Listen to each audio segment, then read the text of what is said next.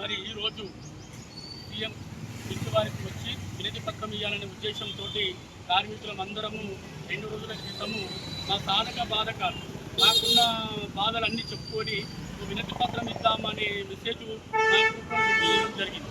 దాన్ని సామరస్యంతో వచ్చి ఈరోజు సోమవారం నాడు మార్నింగ్ 7 గంటలకు వినతి పత్రాలు ఇద్దామనే ఆలోచనలో ఉన్నప్పుడు మమ్మల్ని మా భవన నిర్మాణ రంగాల కార్మికుల్ని ఎక్కడ దొరికితే అక్కడ ఒక అత్తిమ రాత్రి 12 గంటల నుంచి 5-6 గంటల వరకు అరెస్టులు చేయడం జరిగింది.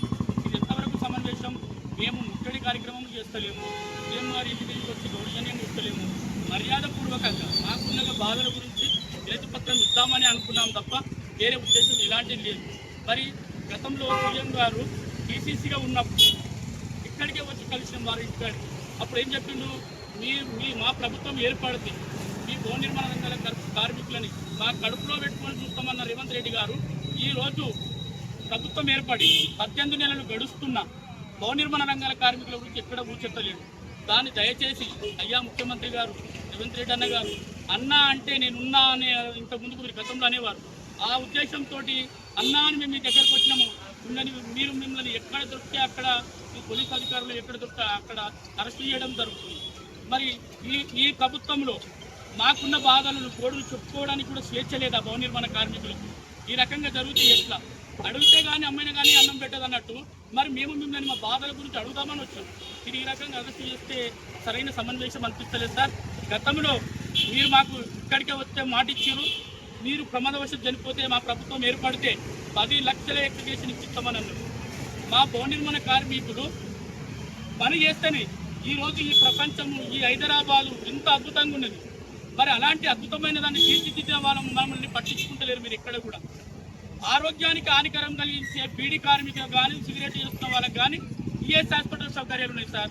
మరి ఈరోజు రెక్కలు ముక్కలు చేసుకొని కష్టపడుతున్న మా భవన నిర్మాణ రంగాల కార్మికులకు ఈఎస్ హాస్పిటల్ సౌకర్యాలు కల్పించమంటే ఎందుకు కల్పించడం జరుగుతలేదు? మరి మా పిల్లలకు విద్యా అవకాశాలు సరైన పద్ధతిలో జరుగుతలేదు. మా పిల్లలు కూడా పై చదువులు చదవాలంటే మీరు మాకు ఒక విద్యా వైద్యమే కావాలా సార్. అన్ని పుక్కడిగా ఏమేమో చేస్తున్నారు. ఏం చేయకండి సార్. మీ ప్రభుత్వం ఏర్పడంగానే 6 గ్యారెంటీలు అమలు చేస్తామని అన్నారు. చేసిరు. మీరు మాట నిలబెట్టుకున్నారు.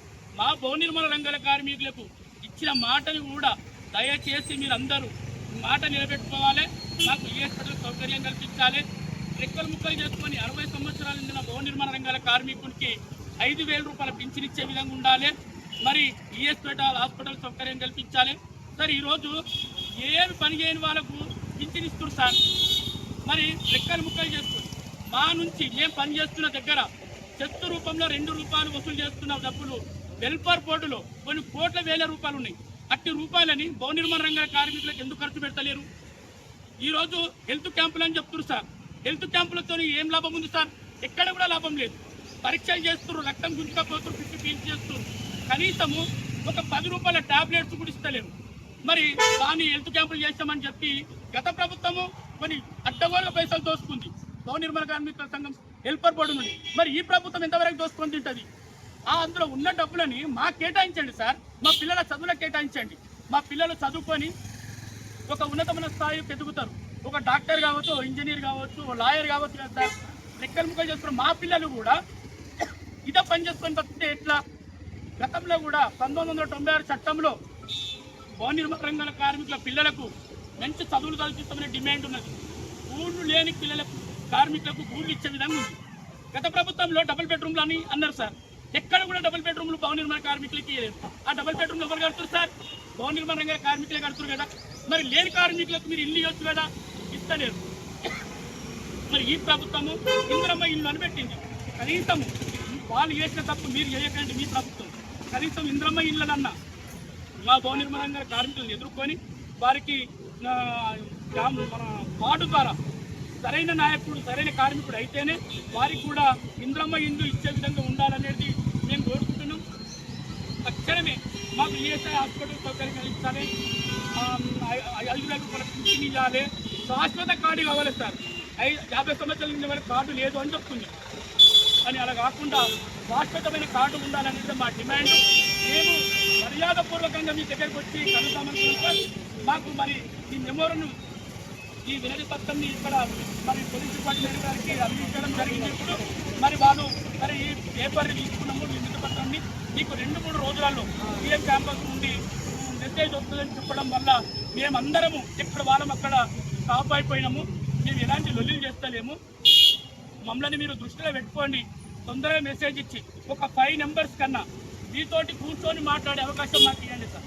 మా సాధక బాధకాలు మీకు చెప్పాలనే ఆలోచనతోటే మేము ఈ డిమాండ్లను మీ ముందట పెడుతున్నాం. కాబట్టి దయచేసి మమ్మల్ని ఆదుకోండి సీఎం గారు. అన్న అంటే ఉన్నా అన్నారు కాబట్టి ఆ ధైర్యం ధీమతోటే మీ దగ్గరకు వచ్చినాము. జై కార్మిక, జై కార్మిక, కార్మికుల ఐక్యత, కార్మికుల ఐక్యత.